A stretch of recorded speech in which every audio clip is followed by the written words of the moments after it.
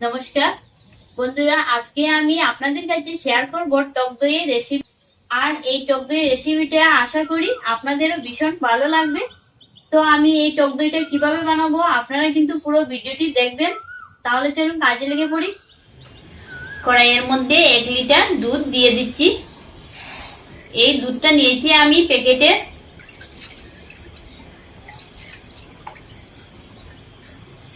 দুধ কিছুটা গরম হওয়ার পর এই পাত্রের মধ্যে 2 চামচ নিয়ে নিচ্ছি।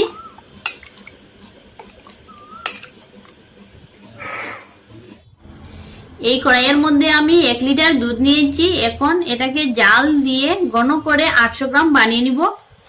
দুধটা অনবরত নাড়াতে হবে আর লক্ষ্য রাখতে হবে যেন দুধের মধ্যে সর না বসে। দুধটা জাল হতে থাক। এদিকে আমি সরিয়ে রেখেছিলাম যে দুধটা, এর মধ্যে 10 টাকা দামের 1 প্যাকেট গুঁড়ো দুধ দিয়ে দিচ্ছি।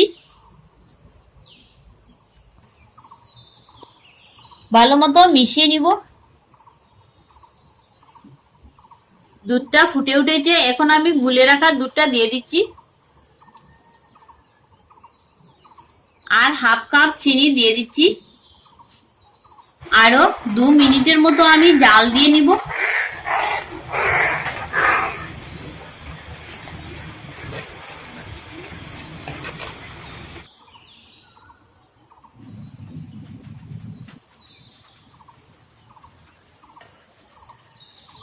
তো দুধটা জাল দিয়ে ঘন করে নিয়েছি, এখন নামিয়ে নিব।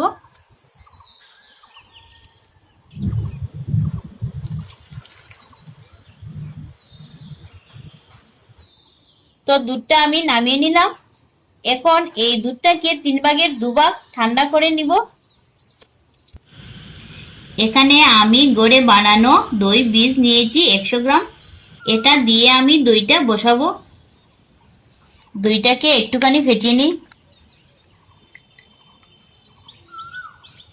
এদিকে দুধটাও ঠান্ডা হয়ে গিয়েছে 3 ভাগের 2 ভাগ, আর একটা আঙ্গুলে তাপটাও সহ্য করে নিতে পারছে। এবারে দই বীজ দিয়ে দিচ্ছি এই চামচে 4 চামচ।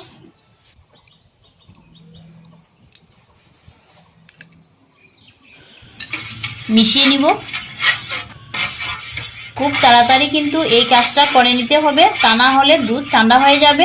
আর পুরোপুরি ঠান্ডা হয়ে গেলে দইটা ঠিকঠাক মতো বসবে না।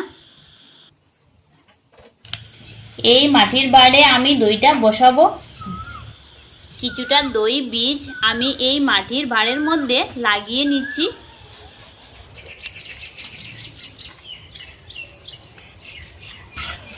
এখন এই দুধটা এই ভাঁড়ের মধ্যে ঢেলে দিচ্ছি।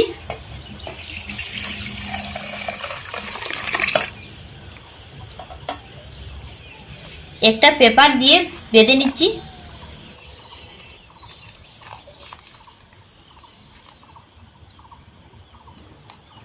এখন এই দইয়ের ভাঁড়টাকে কিছু গরম কাপড়ের মধ্যে বসিয়ে দিব 8 ঘন্টার জন্য।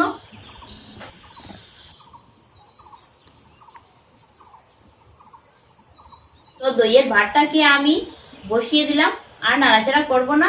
8 ঘন্টা পর ফিরে আসছি, আপনাদেরকে দেখিয়ে দিব। তো 8 ঘন্টা পর এখন আমি দেখে নিচ্ছি দইটা কেমন হলো।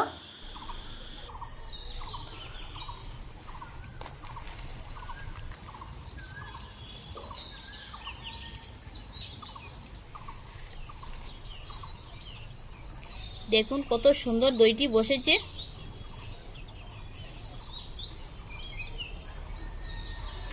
দইটা কেটে আপনাদেরকে দেখিয়ে দিচ্ছি।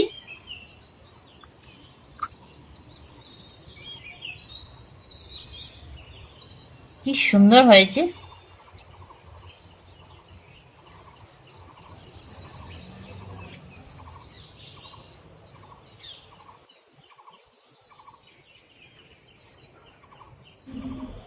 তো দেখলেন তো বন্ধুরা, কত সহজে দোকানের মতো ঘরের দই বানানো যায়।